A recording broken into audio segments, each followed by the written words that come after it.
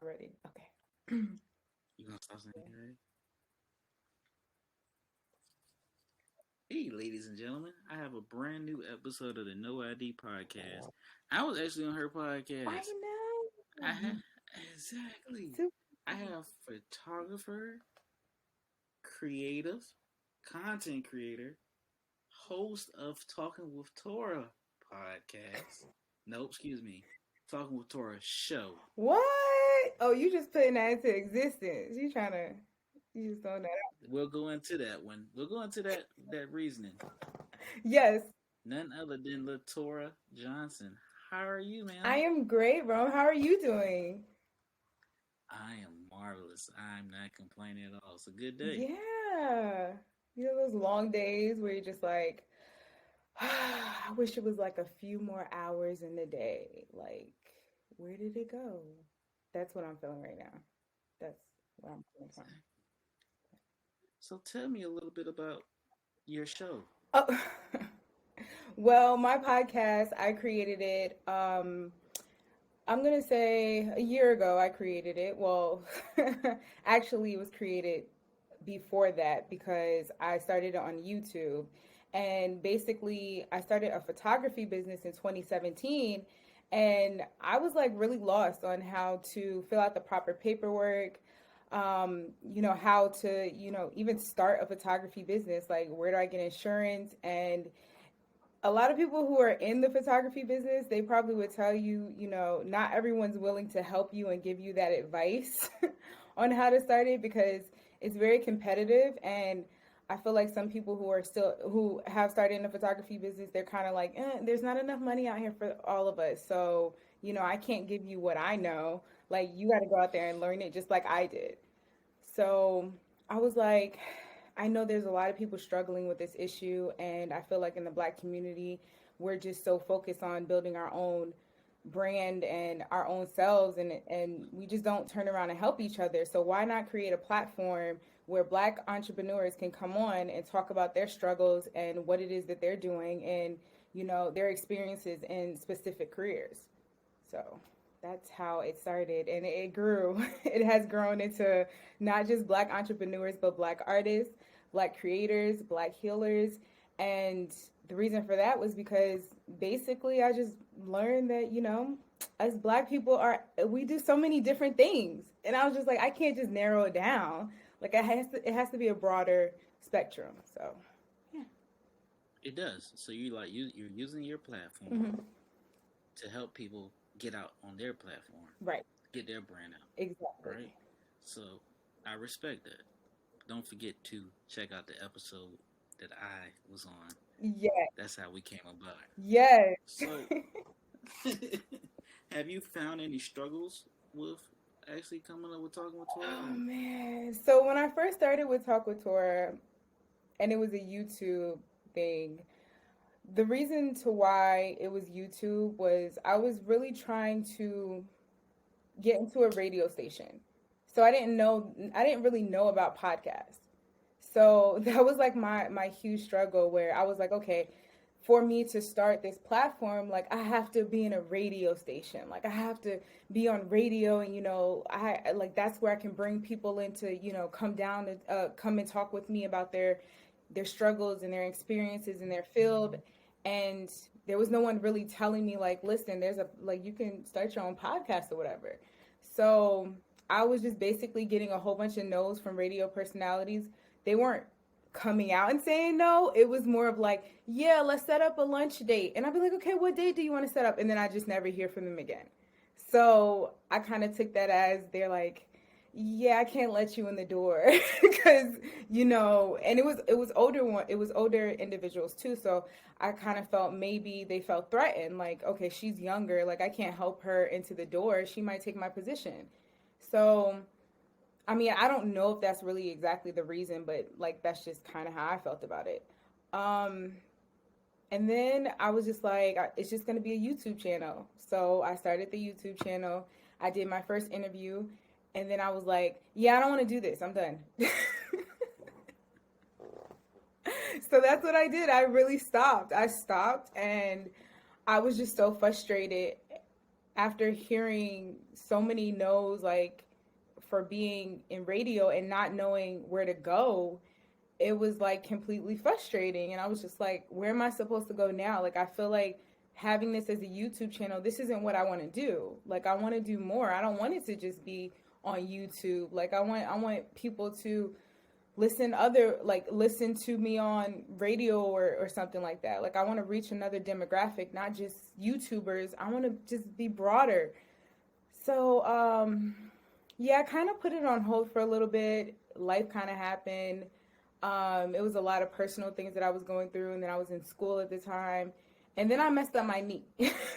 So yeah, I messed up my knee, and I kind of took it as a sign for me to really sit down and do what it is that I want to do, because the doctor was just like, "Oh, well, you're gonna need knee surgery. You're gonna have like 4 months on bed rest and crutches.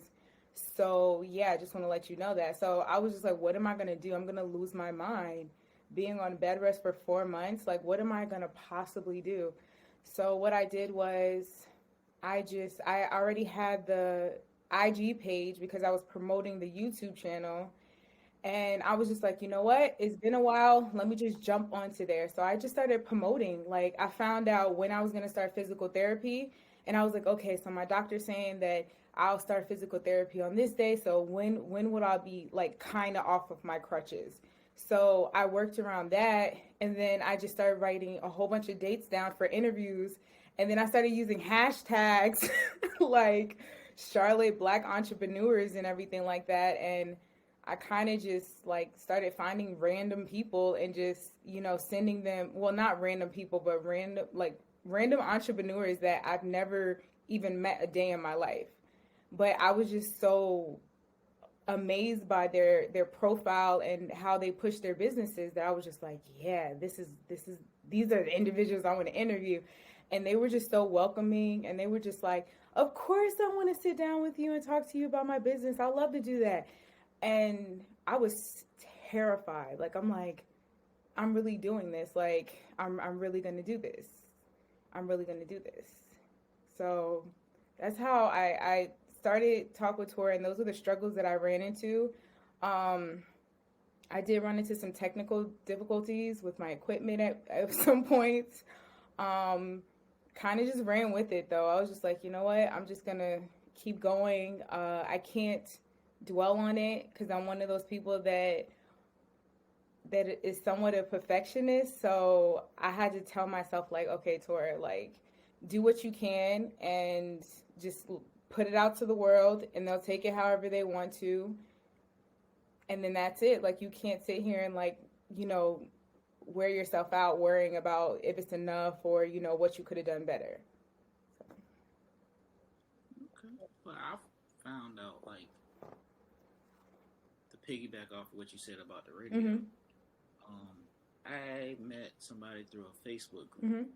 Fresh C, or Fresh AC. Mm-hmm. I'm messing up his name, but he was telling me about how he was working in radio and how structured it is compared to a podcast. Really? And he was like, "Yeah, it's very structured." I was like, "Yeah, man," because I really wanted to get in radio myself, Mm-hmm. right? Couldn't get into it, so he was like, "Man, just keep sticking to your podcast. You got free range. You can cuss. You can do this. Da da da." I'm like, "All right, a little bit." And I took that advice because he said he worked in radio for 20 years, and he ended up going and doing his own podcast and all this other stuff. But he's a real good guy. Yeah.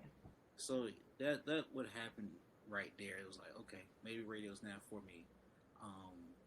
But I did what you're saying about the reaching out to black entrepreneurs, because we don't get a lot of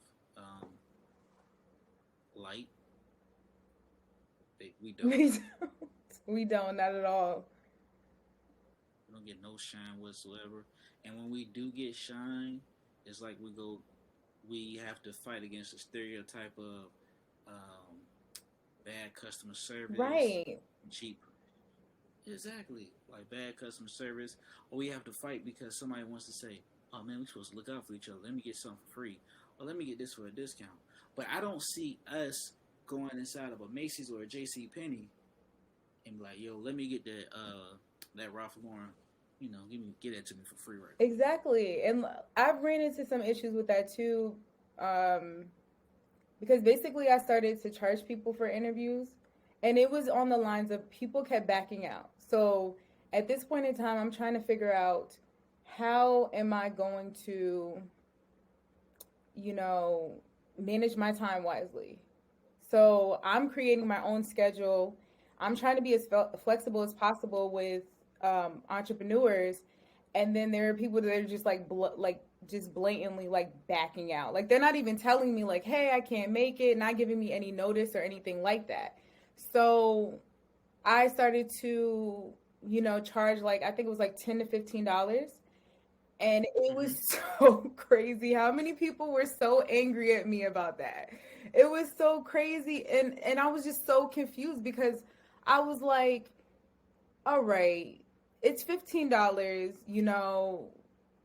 if it was something like you like a bracelet or some anything that you wanted, I'm sure you pay like $200 $100 for a pair of sneakers. This is $15 just to promote your business.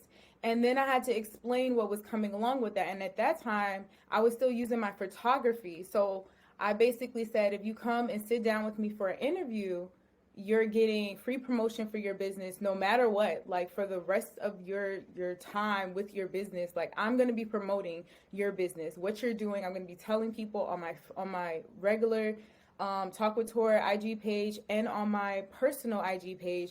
And you also get a 45-minute photo shoot. You get 15 free photos.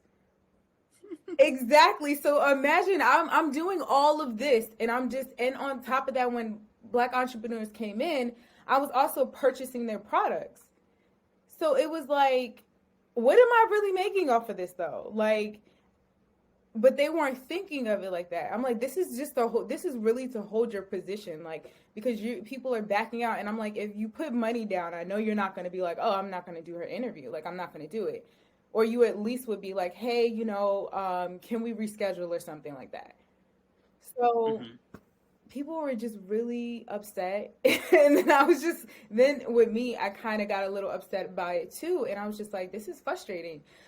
I'm trying to build a platform, and people are getting mad at me about $15, and they're wasting my time. And then some people were actually on the lines of like, well, if I give you my $15, like what are you going to give to me? Like how are you promoting me? Are you going to do it daily? What are your insights like? I was just like, and and as far as the customer service thing goes, I feel that people, they really go into a black business and they have it in their mind that this black business is not going to be up to their par. Like it's not, oh yeah, this isn't going to be what I want it to be or whatever. So automatically you're going into the situation with, the bad or negativity in your mind. And then when something Mm-hmm. does go wrong, because we all are human, things happen. No one's perfect. So when something goes wrong, it's like, yeah, see, I knew I couldn't work with that black business. See, that's why I keep my money to myself, black businesses. And I'm like, why would you do that? You wouldn't go and say anything about Gucci or Prada. Like, would you? Like, you still investing your money into them? Like, it's just, I feel like that's really frustrating that we really always have, even amongst our own people, that we have to work so hard to be perfect. And there's no such thing as perfect, but we always have to strive to do everything down to the T because it's being watched even by our own community. So,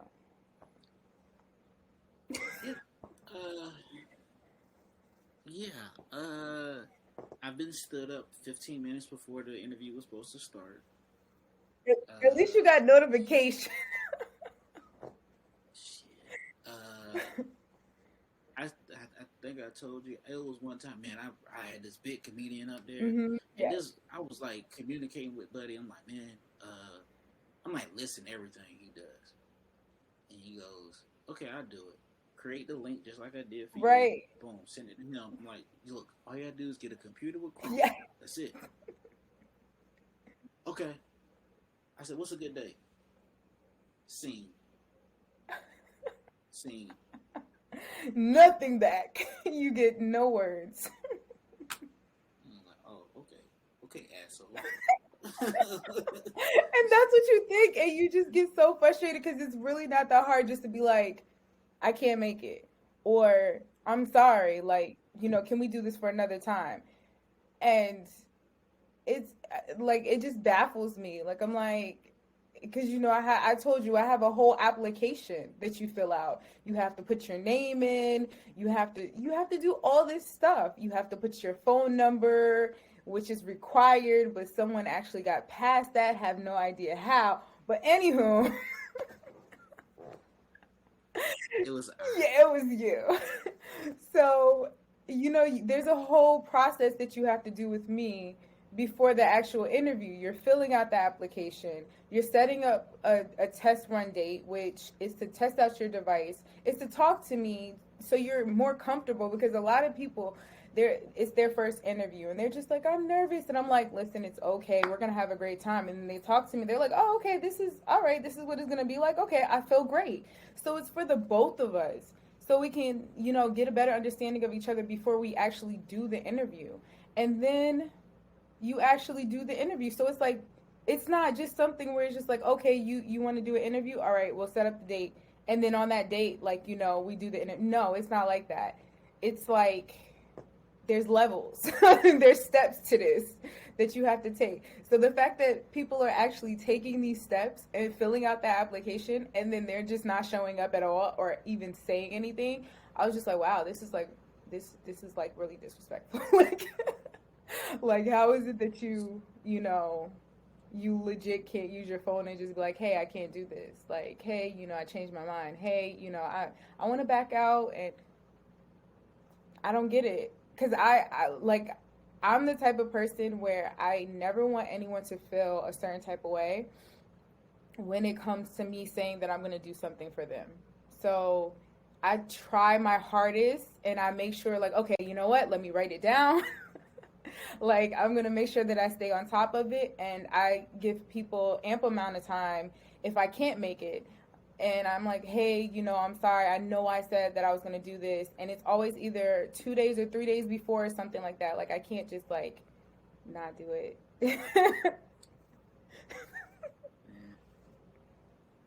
What are you doing All to you fix guys, that? I mean, I know you're supposed to be asking me questions, but what are you doing to fix this issue that you're, overcoming or going through? Because I told you how I'm going about the situation.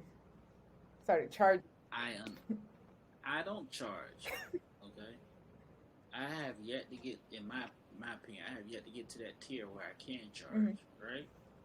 So if I can't get a certain person Mm-hmm. to show up, I always have an ace in the hole. Right. Mm-hmm.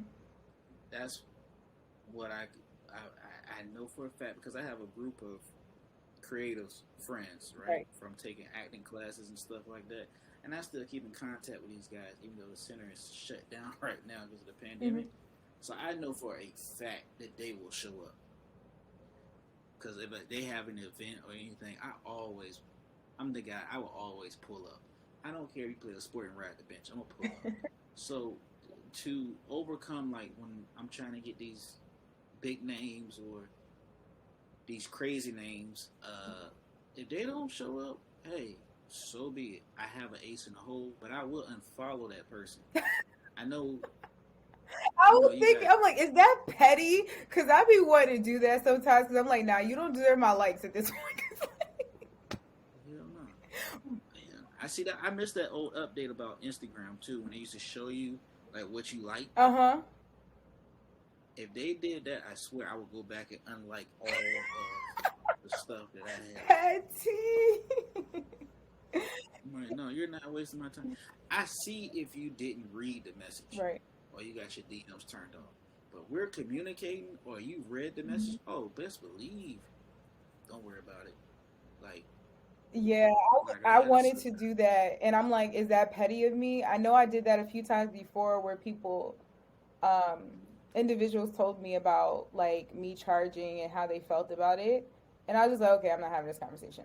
And then I just unfollowed, but because I'm like, no, because you really just went in on me. I was like, well, I'm sorry, my podcast just isn't up to your standards. But I wish you the best of luck in everything that you're doing or whatever.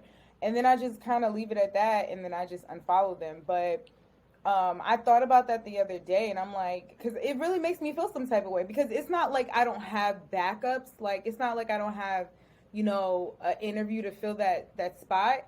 But it's just on the lines of like that was an hour wasted of my time. Like, I took that hour was specifically for you, and you couldn't even give me the courtesy of saying like, "Hey, I can't make it." So that's why I feel some type of way because I'm like, okay, I have an interview to fill that spot, but then it's just like, but you just took an hour where I could have been doing something else productive, and you just basically just said that you don't care. so so I'm not charging people, but I'm charging for the people that decide that they don't want to let me know that they're not doing the interview and they never show up, but yet they want to go back and they're like, "Hey, can I reschedule?" And then I'm going to have a list of names of all the people who decided to do this, and then I'll be like, "Hey, yeah, you can do it, but it's $20 up front before you can schedule anything." Yeah, $20. But I know that they're not going to be. I know they're not. I haven't had anyone hit me up and say, "Hey, can I reschedule or can I have another appointment?" Like, but they blatantly are, watching, when I'm posting and everything like that. And I'm just like, this is the same person that they didn't even tap in to say that they couldn't do the interview or, I can't make it or something like that. But they're still, watching and liking stuff and whatnot. And I was just like, that is so weird. Like, I don't understand it. I really don't get it. But I mean, that is one of the things that I run into when it comes to my podcast. But other than that, it's been fun, like getting to know people and their experiences and struggles and everything. Especially getting to know me. You tooting your own horn too. Blah blah. You're too much. You know I'm like this all the time. And I'm like this all the time. Jokes. Yeah, yeah. So, why did you call it a show? I would like to know why you called the podcast a show. So recently, I watched Earn Your Leisure, and it had Carlos Miller up there. Hmm. Another one of my top 10. Right, Hmm. 85 South Show. Right, so it was like a whole hour and a half, maybe 2 hours, where they sat down and broke down the business of podcasting. You don't want to put yourself in a realm of saying, "Hey, I'm No ID Podcast," because when you go for those deals, that's what they're gonna try and give you as a podcast deal because there's no money into it. Where if you say you're a show or a program, I don't know, I say Uh show, huh. then you will actually get better deals. And if you decide to go into the realm, let's just say um, you want to take Talking with Tora and you want to put it and come up with I don't know, a sequel to a movie or something, going to the movies, then they want to say this podcast is up here. You just say, okay, Talking with Tora Entertainment is here, or whatever the case may have you. So I don't want to put myself in the realm of just saying I'm a Hmm. podcast because I am legally for all you podcasters out there, show hosts, I am a LLC. So this is No ID Media LLC. This is owned. The logo is owned and trademarked. A couple of the sayings are trademarked by No ID Media LLC. I did it just as a protection, so when I actually do go and get a television deal, which I'm hoping, Hmm. It's or gonna whatever the happen. case may It's have gonna you, happen. We're gonna it's gonna happen. put that out Then my shit's on. I cuss on my podcast. I know I'm not. My shit's on. So you can't say I did that like that. It's on underneath no ID media. If I wanted to go into write a short film, if I wanted to do a sitcom, if I wanted to do a play, if I wanted to do a comedy stand up special, then I could do it because I say no ID media presents Ron Davis or whatever. It's on underneath me. I'm not putting myself in a realm. I can operate Right. under different cylinders. You know what I mean? So I don't call it a podcast. This is my last time calling No ID a podcast for this season finale for season 3. After that, you're just gonna see No ID media. You're gonna see No ID show. Something. It is no longer going to be No ID podcast. Love it. Okay. All right. I had no idea. No idea. No idea. Right. A funny. I made a funny. I'll see that interview. Yes, please do, because I do want to watch it.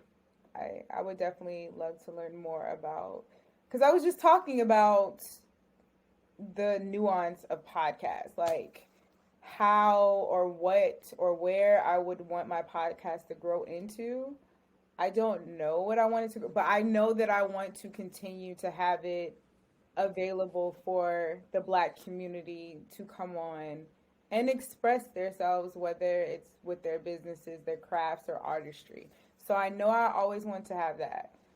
Um, I don't think I'm going to ever change that, as far as, because I noticed that, for instance, it was like a Black group on Facebook, right? That I was Mm-hmm. in at one point in time. So I noticed that it was like a lot of white people that were popping up on there. And then some of the members in there would ask, the ones that were in charge of the group, like, why is there so many black people? I mean, so many white people in here. And they were like, well, we don't discriminate. But I was like, but I'm like, but it's called, it said black. It was a black group. So I don't, like, everybody was so confused by it. So, and it was because they had gotten so big that they just decided to open the doors to all different races. And I was just like, I just don't understand how that is, because, white people have clubs that we are not invited into. And I think that we really need to have platforms and things like this. So we don't kind of, like, we don't get brushed away or brushed under the rug type of thing. I know that sounds crazy, but like, I feel that if we don't have some type of spotlight on us, like what we're doing, it doesn't like motivate you. It's not going to motivate or inspire other like young kids that are coming up who don't know that they can do the things that we're doing. Because growing up, I didn't have someone telling me like, yeah, you can go to college and you can be a doctor if you want to, or you can have your own business. There was never anyone telling me that. So when I started to see all this when I'm in my late 20s and seeing people start businesses and seeing, more black doctors and black educators, which, oh my gosh, I'm so excited that I'm going to have she's a doctor, but she's a chemistry teacher. So Mm. she's so bomb. So I can't wait for that interview, but to see that, like, that is so inspiring. So I feel like we have to have these platforms, and I don't think I'm ever going to get to the point where I'm going to make it like, I'm not going to invite everybody. Like, I feel like it doesn't need to be for everybody. I'm like, I don't want it to be for everybody. Like, yeah, you know what? It was just for black entrepreneurs, but now it's for all entrepreneurs. So, yeah, my rambling. Yeah, I just rambled. No, you're all right. Cause you're a black content creator, so we don't get a lot of spotlight for being black content creators. It's like a gatekeeper in anything that we want to do in the entertainment outside of something that produces sweat. I'm not trying to get political or get like all pro black, Hmm. but that's pretty much what we're looked at as like all we can do is produce sweat. When I mean by produce sweat, I mean athletics. Yeah. And even so, like as a comedian, They are gatekeepers. I want to literally y'all literally think about this, right? Oh, you did Outside tell of me Tiffany, this. You definitely we did discuss this, and I was shocked. yeah.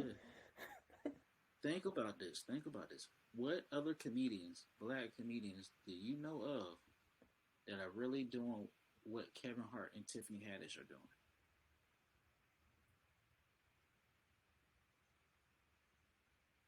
Hmm. I don't know any, but Is you wouldn't But like I did notice that when I watched Kevin Hart's, his peek into his world or whatever because of all the drama that was going on, his little episodes that he had. And I noticed that his team was a majority of white people. And when he wanted to discuss about his comments that he had made so far back about, the gay comments he had said, they were telling him no. And he was just like, no, but I have to say something. They were like, listen, you can't say it because you're going to upset people. And I was like, I don't think so. But it was like mainly the people or the individuals that were saying something to him were white. So like his table talks were just white people at the table and maybe him and his homeboy who came in to discuss the issue. And I was just like, wow.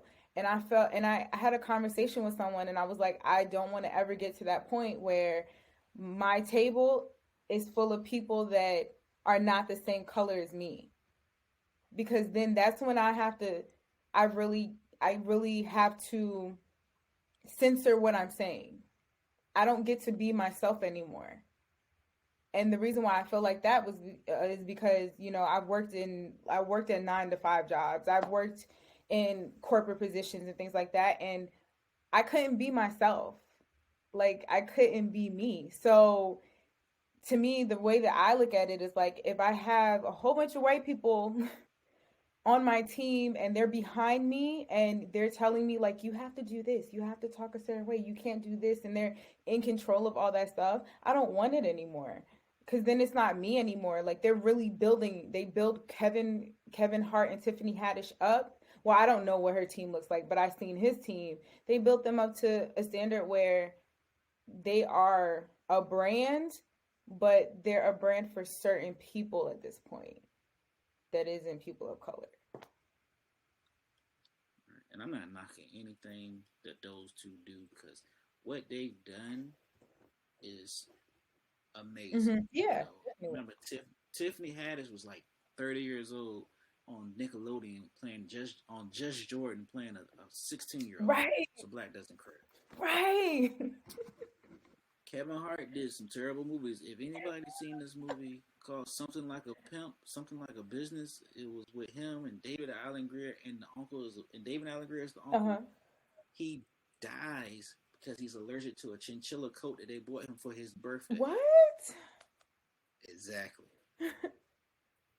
So now they're trying to do job interviews for different employees of the pimping industry, and it's like this movie is so bad. He even said it was bad. But like, if you look at like Dave Chappelle's not going to get the. He has the legacy. Eddie Murphy has legacy, right? But they're not going to be put into like Kevin Hart puts out like 16 movies a year. They're not going to get Dave Chappelle because Dave Chappelle would tell white people "fuck you" and keep it pushing. You know what I mean? And Tiffany Haddish, she has two working units because she's black and then she's a female. So anything Kevin Hart does, if Kevin Hart has to go off on somebody because they didn't give him green M and Hmm. M's, they're gonna look at him like he's a boss. She does the same thing. They're gonna look at her like she's a bitch. But see, that's And I'm why gonna use that's that. how they didn't look at him like that. They really didn't. Like I when the whole okay, the comments that he made, they were so long ago, and they were really attacking him, and it was really it was a like the videos that I saw of the people saying that they felt hurt by him was just like a majority of white people. That's what I saw. And then the people on his team were just like, "Well, we know you're not like that." And like they're like, "Listen, but you can't say that." Because and it was just it was really frustrating to me, and I was just like, I can't understand how it got to this point. But then there was a time where I was just like, oh, I love Kevin Hart. Like, I found him so funny. And then after a while, it just started to change. And then I noticed that, I think it was because of his team, like the team that he has behind him. And I was just like, I feel like that's kind of what disconnects you maybe a little bit. Like after a while, because you're not connected to that anymore. You're at this level, and you don't. You have your friends, yes, but you like the people who are around you 24/7, who are helping you to build your business and your brand, is of a different race, and the way that they feel about something is different from the way that you feel. And he was like, I need to say something. And they're like, no, you better not say anything. And he was like, I'm going to put it out and say something. And he was like, and they were like, no, you can't do that, because if you do that, they're going to come at you. And he did put something out, and they did come at him. And he was just like, I don't care anymore. I don't care about this at this point.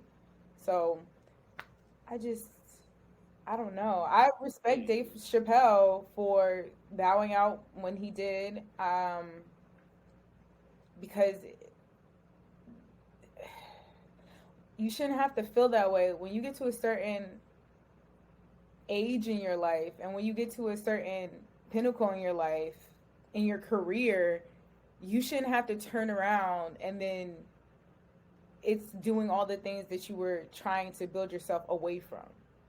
They're like, hey, it's like they're tapping you, like, all right, okay, we know you did this before, like before you became in this position, but we're gonna need for you to do it again. But you know what? You got a lot of money under you, so you should be happy by that. But we're gonna need you to do what we tell you to do. Like, we wanna mold you into something great. It's true. Like Nick Cannon had yes, for all you I listen to Nick Cannon stand up specials. I Right? didn't even know he He had had stand two of up. Please don't yell at me. them. Nah, he had two of them. It was one. It was like called "Fuck Nick Cannon." Uh-huh. Right? I liked it. Then he had another one. It was "Hands Up, Don't Shoot," Oh, and this is why he got kicked off. I think it was America's Got Talent. He was hosting America's Got Talent. He went I in. think so. He went. He went in. He He went in. did. He went against the grain. He went against the grain. I can't fault him for it. I watched the interview that he did with the professor where they got not Nickelodeon, they got Wild and Out canceled. Hmm. I didn't see nothing wrong with it. I mean, he is a whole tip, so he's very Hmm. pro-black, and I respect him for that. I didn't see nothing wrong. I didn't see no lies, but I think as black content creators, we got to stick together, and we have to not always. We can't go against the grain. We can't go and ride the wave. We have to create our own wave. Right. If that makes sense, you know what I'm And if saying? you decide to Like, hop off the wave, like you can't just turn around and be like, okay, I want to hop back on. Like you got to really like understand and be like, all right, if I'm gonna do this, I'm gonna do this. Like there's no turning back. Because I think that's what Nick Cannon did. Like he still apologized, and he still was like, okay, you know what, let me turn around. Okay, I know I said those things, let me turn around and apologize for it. What are you apologizing for? You said what you said, you felt what you said. Like you shouldn't apologize for it. You should say, I said it, I did, and I'm gonna stick to it because that's just how I feel. And I think that's the problem. Like we're not able to say the things that we want to say. We can't say it because it's offensive. Oh my gosh. But like if a white person was to say something, it would be like a joke, or it'd be like, "Oh gosh, that was funny." And it would be like a brush off or whatever. But because we say something, because we're being like we have a camera on us 24/7. So it's like if we breathe the wrong way, it's a problem. But I think that's the thing, like it's like that scary pressure. Like it's like, oh my gosh, like the whole world is looking at me now because I did this thing. I have to apologize. but you know how many white people trend on Twitter because they dropped the N word? Right? Yo, no, seriously. Seriously. Like, and it's just like yesterday when I saw what one of those Kardashians, because I don't watch the show, the one that used the emoji, Mm-hmm. I was like, somebody said I use the same emoji, and I was thinking the same thing in my head too. I'm like, wait, I use the same emoji with the same color, and then someone put what her emoji should look like, and I'm like, see, this is the problem. And then she had her friends like laughing about it because she made the post with the, her with her hat on or whatever, like to be funny. And then her friends was just joining in and laughing with her, like ha ha ha, key. Like your black friends think that this is funny, and they just like they're like, yeah, girl, it's so funny. Like, don't even worry about what they're saying, type of thing. And I'm like, see, and this is why this is okay, because they have black people just thinking that this is okay. Like, is this what life is? I guess. This, Like this. that shit's that shit's dumb. Them Kardashians are growing a lot. I gotta respect their mom. The mom is the ultimate pimp. Mm. They're a pimp. Pimp the daughter. Daughter had a sex tape out, and We're all the kids we're getting gonna paid use this. now. Okay, guys, let's have a family meeting. Let's figure out this one together. How are we gonna spin it? Meanwhile, Ray J's is selling glasses with Raycon. Hey, which is fine. I'm gonna be honest. I ordered some Raycon earbuds. I'm not even because I was supporting them. I was like, I want to get them, and they were cheaper than the Apple ones. They work Definitely. just as well. So I'm gonna try them out. Hell, but before we go, right? I always ask this question. Now I haven't been asking because I've had some pretty interesting guests up Yeah, because I've here. been boring. I'm not entertaining. No, Right. yeah, no, you're okay. I was in your DM. I was Ah! in your DM. Obviously, you know what I mean. Yes, I put it on. I was in your DM. You're So, a mess. hey, I had nothing to hide for the 75 streams. I'm probably gonna get off this one episode, and then like I was in her DMs. All right, I shoot my shot Wednesday, something I said, or Tuesday. I don't know what I was. So I shot my shot. Did it break? It hit the rim. It didn't break. It didn't the air ball. It hit the You're rim. too It much. just didn't go nowhere. He said it hit the rim. Oh my gosh. You know what I mean? Top 5 comedians, dead or alive, any order, for the starting 6 man. A lot of guys would be okay. They would be like, yo, like you got a lot further than I. Oh man, you know how nervous I was in that DM. I was like, let's see what she said. I was like, I'm gonna do it before the interview. I was really gonna do it after. I was like, let me go ahead and release the shit, so that way she was like, don't put it out there. So I was like, let me go ahead and try it. And I was like, I don't even know what she looks like. So I'm like, let me see what she looks like. And so I said, she sounds kind of cool. So, I go, let me add you on the Facebook, add you to some groups. And I was a man of my word. I added to a couple of groups. Not all of them. Yeah, it was a lot though. And then I posted, and then some guy was just like, he liked what I posted, and then he went and screenshot like a whole bunch of episodes, and he's like, okay, I'm listening. Okay, so can you go listen to mine now? After I was like, I'm not posting no more. Always happens. Always happens. It's always that they're like, yeah, man, follow for follow, and then like next thing you know, you lost a follower, but you gained somebody that you follow. I'm like, all right.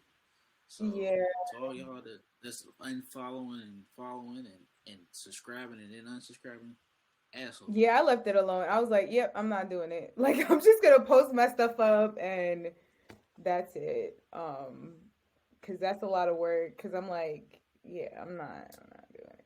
But you said my top 5 comedians. Is that what you said? Dead or alive, any order, or for starting 6 man.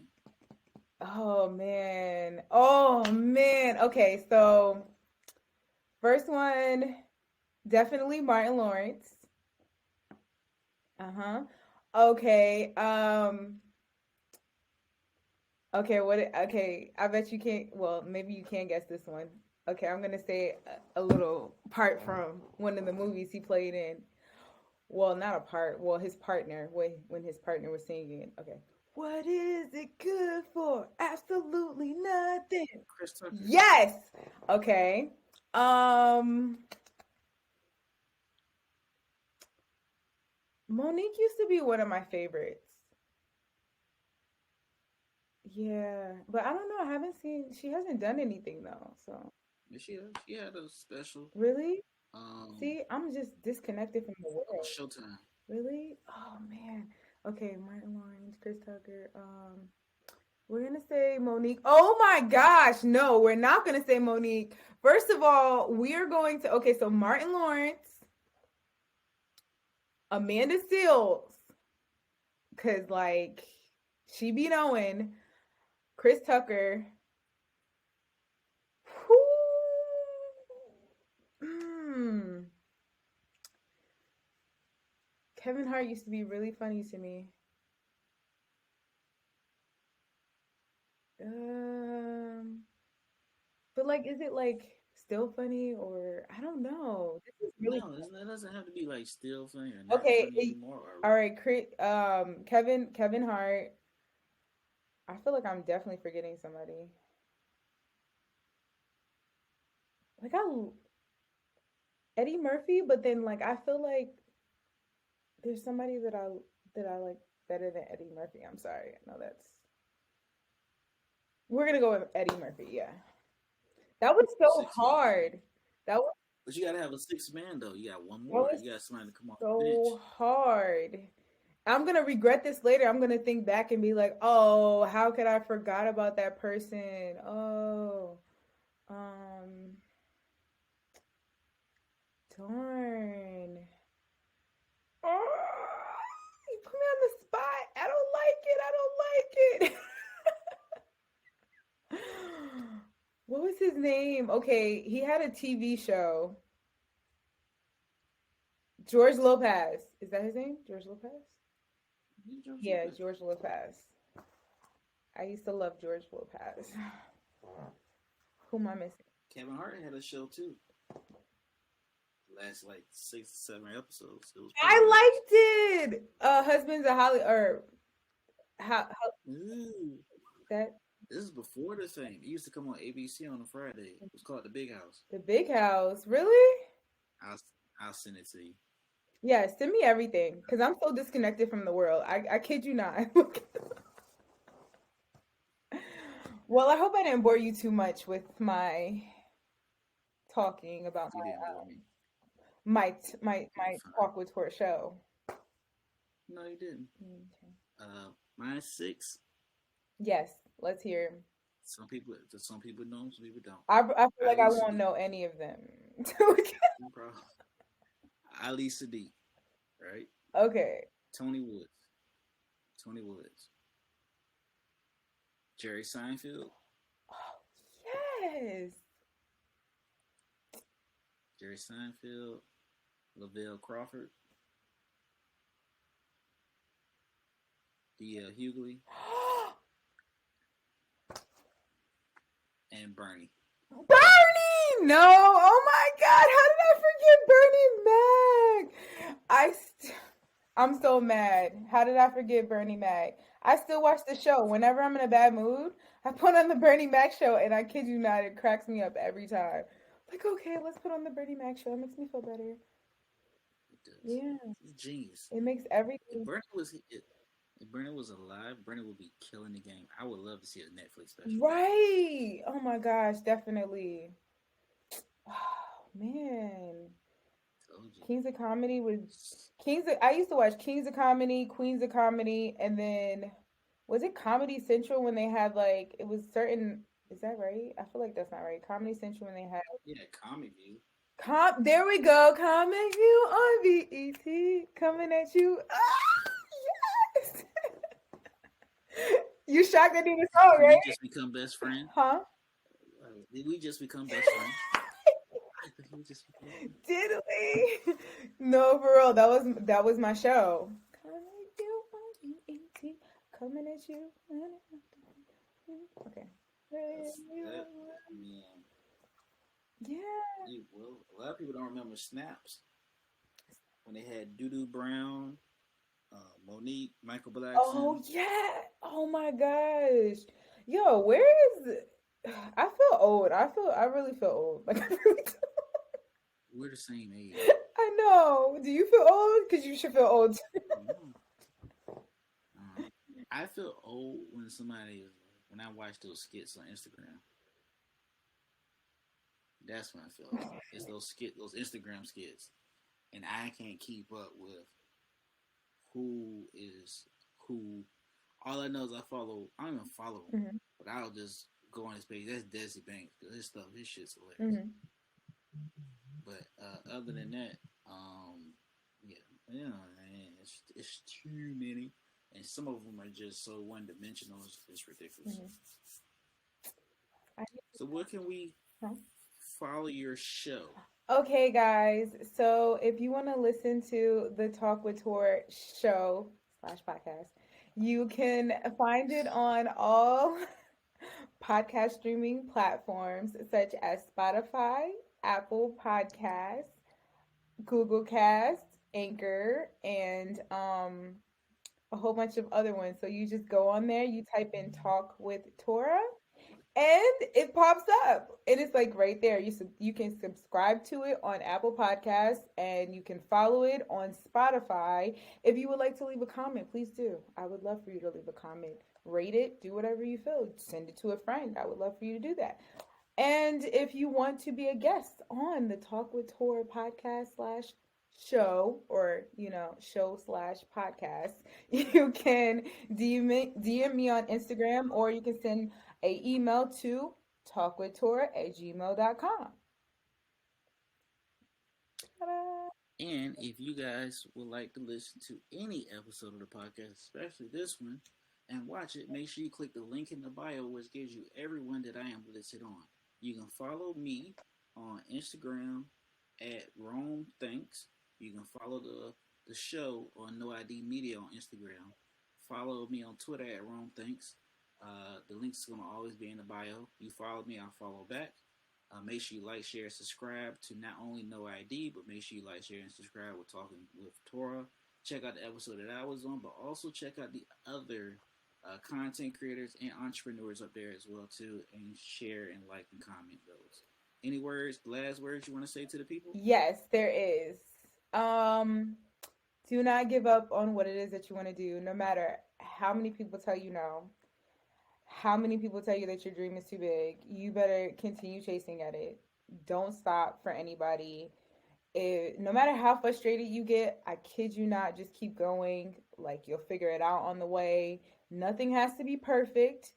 So don't think that it has to be. Just do what needs to be done at that moment, and just put your creative ideas out there. Put it out. Find someone who is just as creative as you to keep you inspired and motivated, and just do your thing. Yeah. Thank you so much. And I will keep you guys updated about those DMs. So Oh my goodness. for the 75 streams, and I'm gonna get off of this probably like later on in life. Lord have mercy. Make sure you guys follow it. All right, guys. Bye. Right. Do I like leave out, or does it? I got you.